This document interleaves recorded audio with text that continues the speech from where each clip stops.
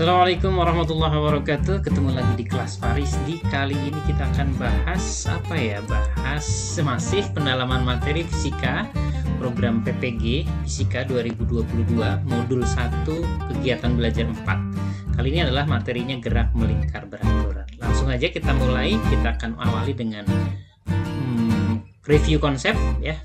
Review konsep, setelah itu baru kita bahas soal-soal latihan, bukan soal latihan sih, sebetulnya soal tes formatif ya. Oke, kita mulai saja.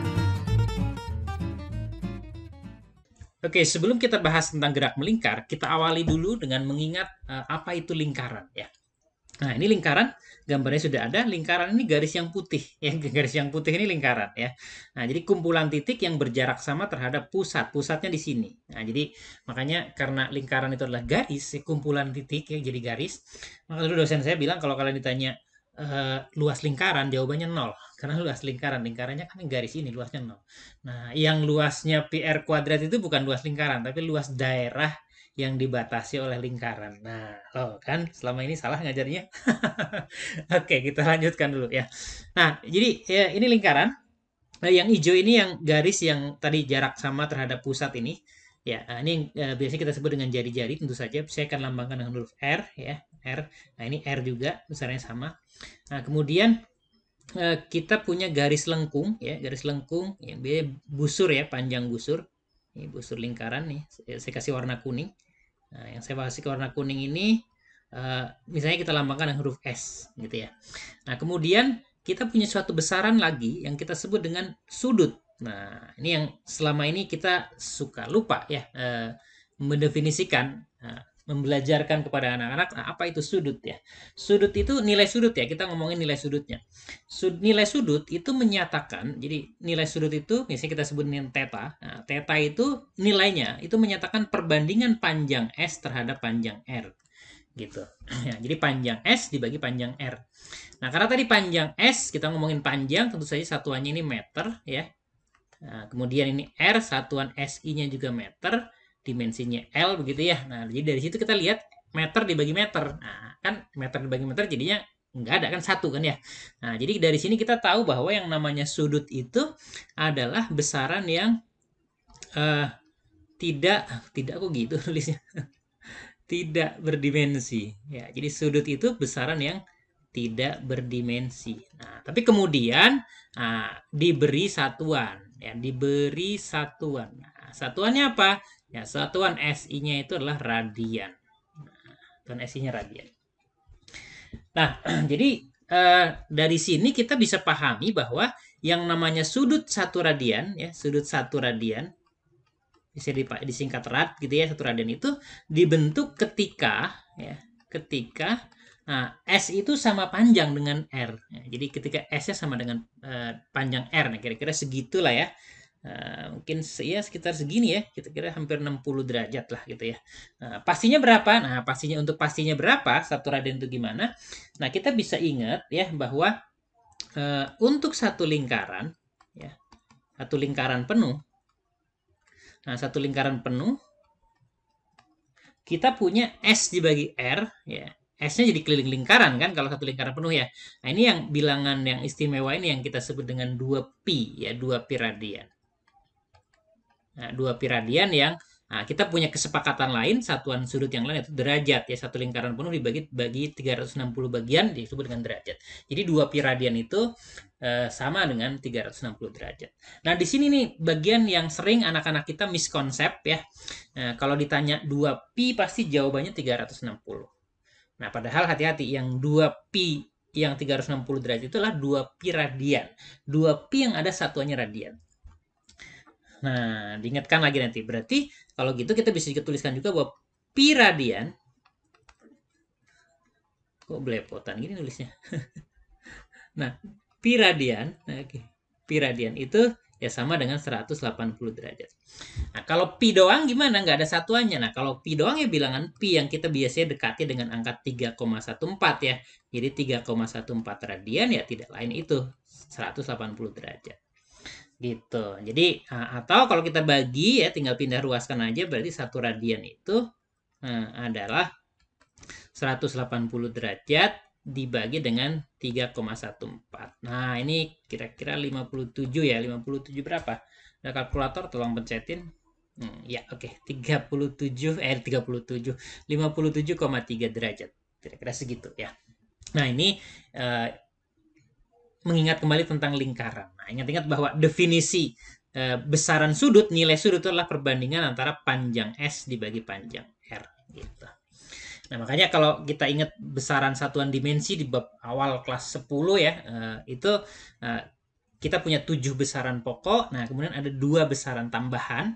Nah, salah satunya adalah, satu diantaranya adalah sudut. Sudut tuh nggak punya dimensi, diberi satuan radian. Itu disebutnya besaran tambahan ya, bukan turunan ya.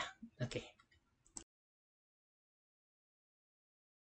Oke, sekarang kita masuk ke gerak melingkar. Nah, sebuah benda dikatakan bergerak melingkar tentu saja ketika gerakannya itu memiliki lintasan yang berbentuk lingkaran. Jadi lintasan yang berbentuk lingkaran. Jadi misalnya ada benda bergerak menyusuri lingkaran tuh, garis putih itu ya, dari A misalnya kita ambil, kita tinjau dari A, dia bergerak ke B ya. Nah, ketika di A dia punya kecepatan linier yang tegak lurus dengan jari-jari. Nah, jadi kira-kira seperti itu. Ini adalah V-nya gitu ya.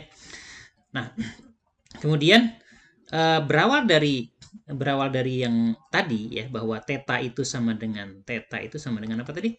Nah, S dibagi dengan R ya. Jadi kita bisa dapatkan S itu kan sama dengan R theta. Nah, dan kita lihat ketika benda itu bergerak dari A ke B ya, menyusuri panjang lintasan yang kita sebut dengan delta S, kita lihat sudutnya kan berubah, kan ada perubahan sudut delta theta. Sementara nilai jari-jarinya tidak berubah. Jadi sebelah kiri, ruas kiri kita punya delta S ya, ruas kanan R-nya tidak berubah besarnya. Kemudian ada perubahan sudut. Nah, delta theta ya. Nah, kalau delta S itu kita bagi dengan waktu, nanti kita akan jadi punya delta S per delta T, kemudian sebelah kanan delta θ-nya jadi dibagi di waktu juga, delta T, dan delta S per delta T itu adalah yang kita sebut dengan kecepatan linier. Nah, dalam konteks gerak melingkar, biasanya kita sebutnya kecepatan tangensial ya. Nah, ini sama dengan R omega. Nah, ini sebetulnya ya dapatnya dari mana? Ya dari sini aja, S sama dengan R theta ya. Itu berubah terhadap waktu, nanti dapat V sama dengan R omega. Nah, mungkin teman-teman dapat pertanyaan yang namanya kecepatan. Kecepatan V itu kan dia vektor, berarti dia punya arah kan. Arah V-nya itu tegak lurus jari-jari. Jadi ketika di B berarti ini arah kecepatannya. Kalau muternya berawanan jarum jam, ini tegak lurus seperti ini arah V-nya. Nah, jadi V-nya pasti selalu berubah arah gitu ya. Nanti ketika di atas ini, nanti dia akan seperti itu. Gitu ya. Nah, ini jari-jarinya. Nah, mungkin pertanyaannya adalah gimana dengan omega? Omega itu kan kecepatan sudut ya, yang ini nih, delta theta per delta t. Jadi kita punya omega itu sama dengan delta theta per delta t. Nah, kalau omega itu kecepatan sudut, berarti dia vektor kan, berarti punya arah. Nah, lalu pertanyaannya arahnya kemana? Nah, ini lumayan bagus kalau ada siswa yang bertanya begitu. Jawabannya gimana? Nah, kurang lebih saya pakai gambar aja supaya jelas. Nah, ini saya fotokan dari salah satu buku yang biasanya saya baca. Nah, ini menentukan arah omega itu seperti ini ya. Kurang lebih seperti ini. Jadi omega itu kita bisa tentukan dengan aturan tangan kanan ya. Nah, jadi muternya misalnya seperti ini nih, benda muter begitu. Muter ya, arah putaran tangan yang ada di gambar itu. Nah, omeganya ini ke atas ini saya perjelas nih omeganya. Nah, ini juga bisa kita dapatkan dari perkalian silang sebetulnya, perkalian silang vektor. Nah, bahwa si omega ya, omega kalau kita cross product dengan R jari-jari ya, R, saya pakai R kecil. Nah, itulah sama dengan V gitu. Nah, itu kalau kita ingin menjelaskan arah omega itu kemana, seperti apa arah omega itu. Nah, ini kecepatan sudut biasa kita sebut ya. Oke. Nah, kemudian kalau omeganya berubah gimana? Nah, tadi kan kita lanjutkan ya. Tadi kan kita punya V-nya itu sama dengan R omega. Nah, nanti kalau V-nya berubah, berarti nanti kita akan punya delta V, gitu ya. Nah, R-nya kan nggak berubah besarnya ya. Nah, kita yang berubah jadi omega. Nah, kalau kita bagi dengan waktu sama kayak tadi, maka delta V per delta T, yang sebelah kanan jadi delta omega per delta T. Inilah yang kita sebut dengan percepatan tangensial. Biasanya kita sebut dengan A saja ya. Nah, percepatan tangensial atau percepatan singgung. Nah, ini adalah alfa, percepatan sudut ya. Gitu.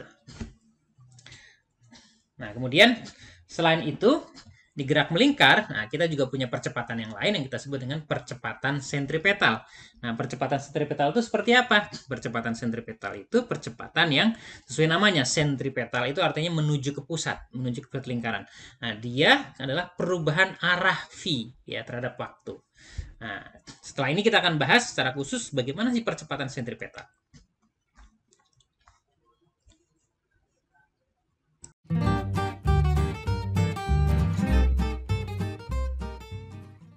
Apa itu percepatan sentripetal? Nah, kalau dari sisi namanya, sentripetal itu artinya menuju ke pusat, ya, menuju pusat lingkaran dalam konteks ini, ya. Nah, kemudian percepatan inilah percepatan yang terkait dengan perubahan arah, ya. Jadi arahnya aja ya, perubahan arah V. Nah, arah kecepatan tangan sial atau kecepatan linear. Ya. Saya nggak menyebutnya penyebab ya. Nanti kalau menyebut penyebab, nanti penyebabnya itu gaya ya kan. Ada gaya sentripetal. Nah, gaya sentripetal menyebabkan percepatan. Ya, percepatan ini terkait dengan perubahan arah V. Nah, gitu, seperti apa? Nah, kita lihat. Misalnya ini ada benda yang bergerak melingkar dengan kecepatan sudut tetap ya. Jadi biasanya kita menyebutnya gerak melingkar beraturan ya. Nah, ini jari-jarinya R, kemudian ini jari-jarinya R, kemudian ini adalah perubahan sudutnya misalnya kita sebut delta theta, kemudian yang lengkung di sini adalah tadi kita sudah sebutnya delta S gitu ya. Nah, tentu saja kita ingat bahwa yang namanya delta S itu sama dengan R delta theta gitu ya. Karena delta theta itu kan delta S per R gitu ya. Nah, kemudian yang berikutnya, nah kan yang berubah arahnya, kita tinjau yang berubah arahnya saja ya. Nah, jadi misalnya ketika di posisi 1 di sini ya, nah kecepatannya itu ke atas ya, tegak lurus jari-jari kan. Nah, ini yang kita sebut dengan V1, misalnya ini V1. Nah, V1. Kemudian nanti dia akan sampai di posisi yang kedua, misalnya di sini, gitu ya. Ketika di posisi kedua ini tegak lurus lagi ya, kecepatannya begitu. Nah, gitu ya, tegak lurus dengan ini. Nah, ini adalah kecepatan yang sama dengan V2. Itu V2. Nah, V2 dengan V1 ini besarnya sama. Ya, jadi V1, nah itu besarnya sama dengan V2. Karena kita ngomongin perubahan arah aja ya. Jadi kita ambil besarnya yang sama. Ya, misalnya kita sebut aja V. Nah, seperti itu ya. Nah, sekarang kita perhatikan. Kita gambar ulang ya. Kita gambar ulang nih supaya agak mudah mengamatinya. Kita gambar ulang di sini. Ini kayaknya agak mepet gini ya, geser dikit. Nah, gitu dong. Nah, sini ya. Nah, kita akan gambar ulang V1 dengan V2 itu supaya arahnya lebih mudah diamati. Bagaimana menggambarnya? Nah, yang jelas paling gampang gambar V1 ya. V1 kan vertikal ke atas ya. Jadi kita akan gambar saja nih V1 begini. Ya, ini V1. Kemudian V2. Nah, ini V2 itu arahnya bagaimana? Kita bantu dengan garis. Kita buat garis bantu dulu. Di sini ada delta theta di sini. Nah, kita buat garis vertikal. Ya, kita buat garis mendatar. Ini putus-putus. Nah, delta theta, ini kan delta theta juga ini. Ya, ini delta theta. Kemudian yang hijau ini, jari-jari yang hijau di sebelah kiri ini, dengan yang merah V2 ini kan tegak lurus. Berarti ini jumlahnya 90 derajat juga. Ya, dengan yang ini nih, jumlahnya 90 derajat. Sementara garis mendatar dengan garis vertikal tentu tegak lurus. Berarti ini adalah delta theta di sini. Iya. Nanti diulang-ulang lagi kalau yang belum dapat ya. Ya delta theta di sini, delta theta di sini, delta theta di sini. Jadi artinya V2 itu arahnya dalam gambar kita ini berarti membentuk sudut delta theta terhadap garis vertikal. Nah, maka kalau misalnya kita buat gambar nih V2-nya begini, ya panjangnya sama tentu dengan V1 ya karena besarnya sama. Nah, gitu. Ini V2. Sudutnya adalah delta theta terhadap garis vertikal. Jadi ini delta theta. Dan saya yakin nggak ada masalah nih yang namanya delta V ya. Nah, perubahan kecepatan nih kan berarti V akhir itu V2 kan dikurangi dengan V1. Gitu. Dari sini kita dapat apa? Kita dapat V2. Nah, itu berarti sama dengan ya V1 ditambah delta V. Gitu kan ya, delta V. Nah, dengan seperti itu berarti kita dapat dong ya. Kan V1 ditambah delta V jadi V2. Berarti delta V-nya itu yang ini. Nah, inilah delta V. Ya. Dengan cara yang sama, dengan pendekatan misalnya sudut kecil gitu ya. Dengan pendekatan sudut kecil nanti kita akan punya, nah tadi kita udah punya ini ya. Nah, dengan pendekatan sudut kecil kita akan punya apa? Kita akan punya ya si delta V-nya tadi ya. Nah, itu akan sama dengan delta theta dikali V1 gitu kan ya. Nah, ini besarnya aja misalnya. Besarnya kan sama dengan V ya. Berarti ini adalah delta theta dikali dengan V. Ah, gitu. Nah, dari situ kita punya dua delta theta ya. Delta theta tadi. Delta theta kalau menurut persamaan yang ini ya, itu kan sama dengan delta S dibagi dengan R ya. Gitu. Menurut persamaan yang ini, delta theta itu adalah delta V ya dibagi dengan apa? Dibagi dengan V. Dah, hampir nih happy ending bentar lagi. Delta S ya tentu saja kita tahu delta S itu V delta T, gitu kan ya, V delta T itu delta S kan? Nah, kan V delta S per delta T. Bagi dengan R sama dengan delta V ya dibagi dengan V. Gitu. Nah, dari sini kita dapat, iya tuh, kita punya apa tuh? Delta V, pindah ruas yuk. Ini delta T-nya ke sini, delta T ya. Jadi sama dengan ya V-nya ke sana, jadinya V kali V ya, jadi V kuadrat ya dibagi dengan R.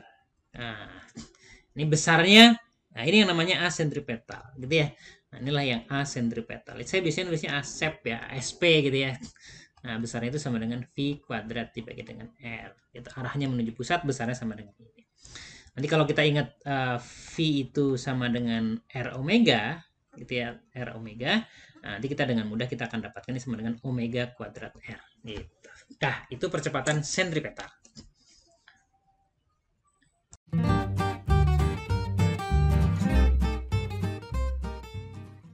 Oke, BTW modul ini judulnya adalah GMB ya, gerak melingkar beraturan ya. Oke, kita bahas GMB-nya ya.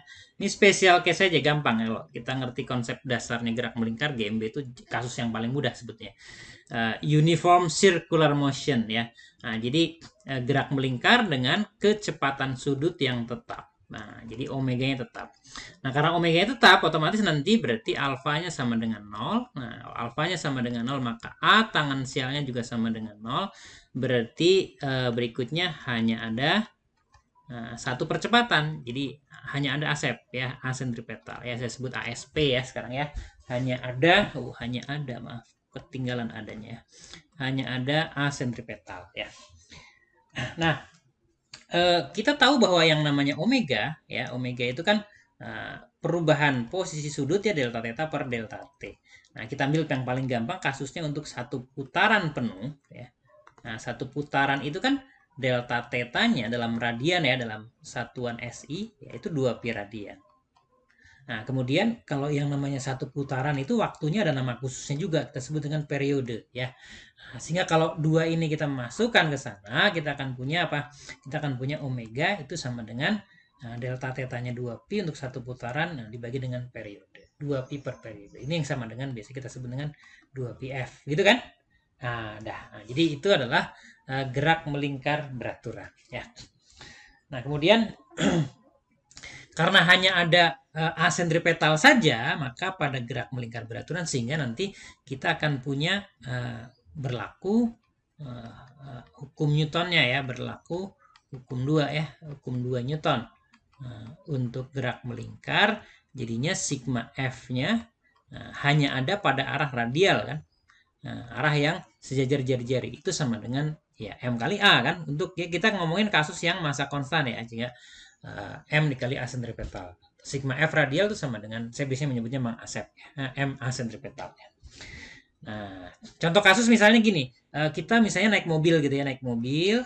Nah, mobilnya itu belok ya di tikungan nih, mau keluar kota kan masih banyak tikungan. Ini pusat lingkarannya, tikungan kita anggap sebagai bagian dari lingkaran. Pusat lingkarannya di sebelah sini ya. Nah, sehingga ini jari-jarinya ke sana. Ya, jari-jari ini R misalnya ya. Nah, mobil misalnya bergerak melingkar seperti itu. Nah, ini sesaat kan V-nya begitu ya, tegak lurus jari-jari ini jari-jarinya. Nah, kenapa bisa melingkar, kenapa bisa muter, kenapa bisa belok, itu pasti jalannya nggak boleh licin ya. Jalannya nggak boleh licin berarti jalannya harus kasar ya. Nah, ada gesekan yang ke arah menuju pusat lingkaran. Ini F gesekan. Kalau licin, nggak ada gesekan, pasti nanti bablas ke sana kan, nggak akan bisa belok ya. Kita mengalami yang seperti itu ya, kalau jalannya licin kan biasanya kita, wah bablas gitu ya. Nah, hukum Newtonnya jadinya kita bisa tuliskan persamaannya dalam konteks ini berarti yang berperan sebagai gaya sentripetal itu gaya gesek. Jadi gaya geseknya sama dengan mengasep ya, M kali A sentripetal. Jadi sama dengan apa ya? Sama dengan M V kuadrat per R. Nah, dari sini kan kita bisa merasakan bahwa kalau tikungannya itu tajam itu artinya R-nya kecil kan, R-nya kecil. Nah, maka V-nya juga nggak bisa besar-besar, V-nya juga harus kecil. Kalau tikungannya tajam itu harus pelan gitu ya. Sebaliknya kalau tikungannya tidak terlalu tajam itu artinya R-nya besar. Kalau R-nya besar, maka kecepatannya tetap bisa besar, gitu ya. Nah, jadi kira-kira seperti itu ya. Nah, kontekstualismenya ya, kontekstualnya ya. Nah, kemudian nanti mungkin kita akan banyak ketemu kasus benda yang diputar vertikal gitu ya. Nah, seperti ini misalnya. Nah, ini ada seperti ini diputar vertikal, muter gitu ya. Nah, ini seperti itu. Nah, di kondisi yang terbawah tentu kita tinggal gambar aja analisa gayanya. Ini ada gaya berat, mg. Nah, menuju pusat lingkaran ada gaya tegang tali dan A sentripetalnya sekali lagi menuju pusat lingkaran. Sehingga hukum Newtonnya karena sigma F ke arah radial sama dengan M kali A sentripetal, maka nah, kita perhatikan A sentripetal kan arahnya ke atas ya dalam gambar kita ini. Oh, berarti gayanya ke atas dikurangi yang lawannya, dikurangi mg sama dengan M dikali A sentripetal. Jadi nanti kita bisa ganti M dikali V kuadrat per R, atau kita punya juga M dikali omega kuadrat R. Dah, ini contoh yang sederhananya. Nanti kita kembangkan sambil banyak ketemu latihan soal. Itu aja mungkin konsepnya, setelah ini kita bahas soal tes formatifnya.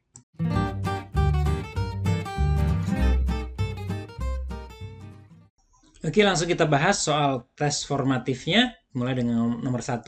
Sebuah kendaraan melaju pada lintasan berbentuk lingkaran. Apa yang terjadi pada percepatan sentripetalnya apabila kecepatan linearnya dinaikkan, ini V ya. Kemudian menjadi 2 kali semula ya V-nya, kemudian jari-jarinya menjadi setengahnya. Jadi ini R-nya setengah. Jadi kita punya V2 itu menjadi 2 kali V ya. Kemudian R2-nya itu menjadi setengah R ya. Ini mudah saja saya kira ya. Karena A sentripetal saya sebut ASP itu sama dengan V kuadrat dibagi dengan R, gitu ya. Jadi V-nya menjadi 2 kalinya. Berarti nanti 2V dikuadratkan dibagi dengan setengah R. Jadi 2 kuadrat dibagi setengah jadi 8. 8 V kuadrat R. Jadi ini ASP kondisi aksen ya. Nah, berarti ini 8 kalinya. Cukup jelas ya jawabannya yang C. Nggak ada keraguan di dalamnya ya. Nomor 2. Sebuah mobil melaju dengan kecepatan V ya, 60 km per jam pada tikungan tajam. Bila mobil tersebut melaju dengan kecepatan yang sama, jadi V-nya sama ya, tetapi tikungan lebih tumpul. Lebih tumpul itu berarti R-nya lebih kecil ya. Jadi ini V tetap, kasusnya V tetap, kemudian R-nya itu mengecil gitu ya. Nah, pertanyaannya apa? Maka percepatannya ini asep kan ya, asentripetal. Ingat nih V kuadrat dibagi dengan R. Jadi kalau V-nya tetap, R-nya menjadi, oh kok lebih tumpul, salah tadi. Lebih tumpul tuh R-nya lebih besar. Maafkan. R-nya lebih besar ya. Kalau R-nya lebih besar berarti karena R-nya makin besar berarti si A sentripetalnya makin kecil. Jadi lebih kecil dari percepatan ketika tikungan tajam ya, yang C gitu ya. Nah, jawabannya yang C. Di kunci jawaban itu tertulis B, ini kelihatannya hilaf ya. Pembuat kuncinya. Jawabannya yang C. Jelas sekali ya. Oke, sekarang nomor 3. Bulan mengelilingi bumi melintasi orbit yang berbentuk lingkaran hampir menyerupai lingkaran, anggap aja lingkaran ya. Jari-jari orbitnya adalah 384.000 km dan periode orbitnya adalah 27,3 hari. Percepatan sentripetalnya berapa? Nih soal ini agak kurang manusiawi sebetulnya kalau harus dihitung tanpa kalkulator ya. Karena apa? Ya karena nih angkanya sama. Ini angkanya deket banget ya. 2,72, 2,78 ya. Jadi nggak adil juga kalau penjawab suruh jawab pakai kalkulator ya. Ya, kita jawab aja deh, kita ngalah aja ya. Kita jawab ya. Nah, sentripetalnya karena di sana ada periode, nah kita akan pakai omega kuadrat dikali R ya. Omeganya kita ganti dengan 2pi per periode. Nah, kemudian dikuadratkan dikali dengan R jarinya ya. Jadi sama dengan kita akan punya 2 pi kuadrat ya, 2pi dikuadratkan per. Nah, ini periode. Periodenya itu 27,3 hari. Jadi 27,3 hari. Jadi satu harinya 24 jam dan satu jamnya 3.600 detik. Nah, itu yang tadi saya bilang ini kurang manusiawi kalau harus dihitung tanpa kalkulator ya. Kemudian 384 ribu, kemudian kilometer. Ini langsung aja kali 10 pangkat 6 ya. Jadi ini 10 pangkat 6. Nah, ini udah SI semua, jadi ini pasti satunya meter per sekon kuadrat ya. Nah, kita fokus dulu ke pangkatnya ya. Kita fokus ke pangkatnya. Pangkatnya, jadi sebelum ke pangkatnya kita bisa coret-coret kali ya. Ada bilangan-bilangan tertentu yang sebetulnya ini bisa kita coretin.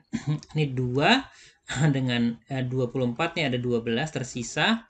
Kemudian nah ini nih bagian dari kesenian. Sebetulnya kalau angkanya nggak terlalu dekat itu kita bisa gini sebenarnya. Ini kan dekat dengan 3 ya. Nah, berarti nanti kita dapat angka 4.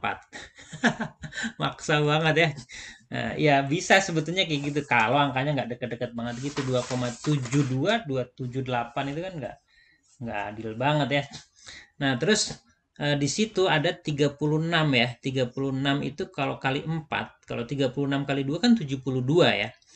Kali 2 lagi berarti 144. Dekatlah dengan 150 ya. Jadi kita akan dekati, saya akan dekati dengan seper. Ini 27,3. Saya masih belum pakai kalkulator nih. Berapa? Tadi saya dekati dengan 150 ya, 150. Nah, ini ada 10 pangkat 2.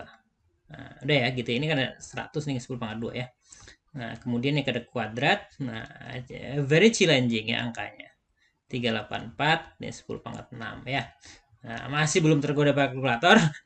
Nanti akhirnya mungkin menyerah juga. Nah, tapi jangan menyerah ya. Kita coba dulu. 27,3 ini kalau ketemu angka 150 itu ganti aja dengan 3 per 2. 3 per 2 kali 100 kan. Jadi ini 10 pangkat 4 ya. Nah, terus ini kuadrat. Wah, masih ada kuadrat pula ya. Nah, terus ini 384. Nah, ini 10 pangkat 6. Nah, udah tuh.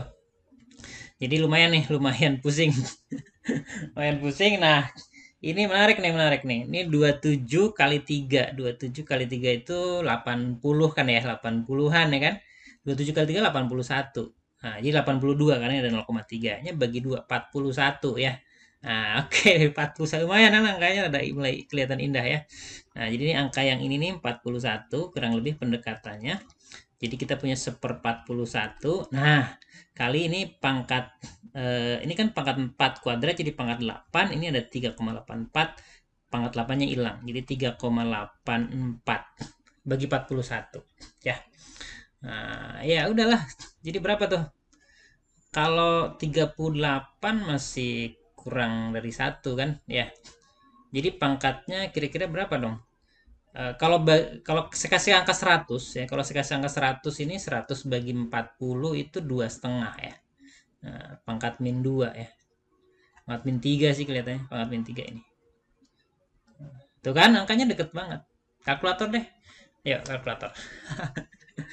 Angkanya terlalu deket ya nggak? Bagus tuh bikin soal kayak gitu buat anak-anak nggak boleh kalkulator. Kalau nggak boleh kalkulator ya, kalau pakai kalkulator boleh ya boleh aja angkanya kayak gitu. Hitung. Kalkulator sebentar. Nyerah juga kalkulator juga akhirnya. Kalkulator. Nah. Mana kalkulatornya? Nah, ini dia. 3,84 dibagi, oh 41-nya belum kuadrat tadi, lupa ya. Nah iya, ada kuadratnya. Ini kuadrat, mantap nih, ada 4 kuadrat. Jadi dibagi 41 sama dengan dibagi 41 lagi. 22,84. Wah, jauh ya. Pendekatan terlalu brutal tadi berarti. Ya udah, berarti jangan terlalu brutal pendekatannya. Hitung, hitung, hitung. Hitung bener ya, hitung bener. Hitung. Pakai Excel aja, Excel.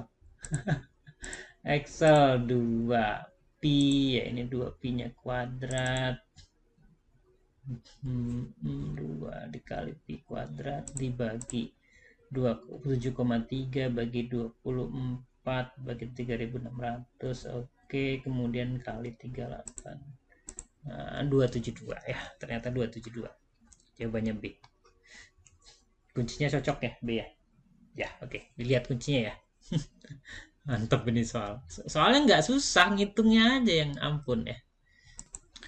Oke, nomor 4.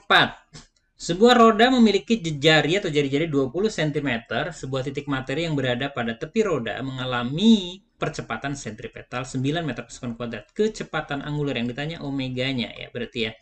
Nah, A sentripetalnya kan omega kuadrat dikali R gitu kan ya. Jadi kalau kita tanya omega berarti tinggal A sentripetal dibagi dengan R, kita akarin kan? Ya, A sentripetalnya tadi berapa? 9 ya, dibagi dengan R-nya berapa? R-nya itu 20 cm, 1/5 meter ya. Berarti akar 45. Akar 45 itu 6 lebih, nggak ada jawabannya. Ya, 6, tebakan saya 6,7. Ya, ada di video yang lain gimana cara mendekati akar-akar gitu ya. Silahkan dicari videonya. Nomor 5, tabung pencuci sebuah mesin cuci memiliki jari-jari 26 cm. Angkanya ya, mantap sekali nih. Berputar dengan kelajuan 1800 putaran per menit. Nah, ketika tabung itu diputar, sepotong baju menempel di dinding tabung. Kecepatan linear ya, V yang ditanya V. V itu omeganya ada, kemudian kita punya R ya. Jadi kita ubah dulu angkanya satuannya tadi. Omega itu 1800 putaran. Satu putaran tuh 2 pi radian ya. 2 pi radian harus SI ya. Nah, di sana per menit berarti diganti ya. 1 menit kan. Nah, gitu ya. Nah, jadi ini angkanya kelihatannya agak manusiawi. Ini 1800 dibagi 60, ini 3 nih, nolnya coret. Berarti 30 ya. 30 benar ya, 30 ya. Benar, 30 kali ini berarti 60 ya. 60 pi radian per sekon. Oke. Nah, kita dapat angka omeganya. Nah, kemudian abis itu ya udah dihitung aja ya, langsung aja omeganya 60 pi, kemudian dikali 0,26 ya kan, dalam meter ya, meter ya. Jadi ini meter per sekon. Nah, 1/4 lah ya kira-kira. Pendekatan kita berani lah. Kalau ini kayak angkanya kelihatannya cukup dekat. Kalau ini 1/4 berarti ini 15 ya, ya kan. 1/4 kali 60 kan benar kan, 15 kali 3, 15 kali 3 45, 49 jawabannya ini harusnya. Teman-teman cek ya kunci jawabannya ya. Harusnya itu. Oke, lanjut. Pak Joni ya, Pak Joni nomor 6. Pak Joni nomor 6. Pak Joni mengendarai sedan melakukan putaran balik U-turn ya, kecepatannya 19 meter per sekon. Kencang juga U-turnnya ya. Ia membentuk putaran dengan jari-jari putaran 35 meter, maka masa kendaraan Pak Joni 1240 kg. Mintanya percepatan sentripetal, nggak ada hubungannya masa ya. Nah, sentripetal tinggal V kuadrat dibagi dengan R gitu kan. V kuadrat berarti 19 kali 19 dibagi dengan R-nya 35 ya. Itu segitu ya, bener ya. Nah, sentripetal yang ditanya. Nah, udah ya, kita dekati aja.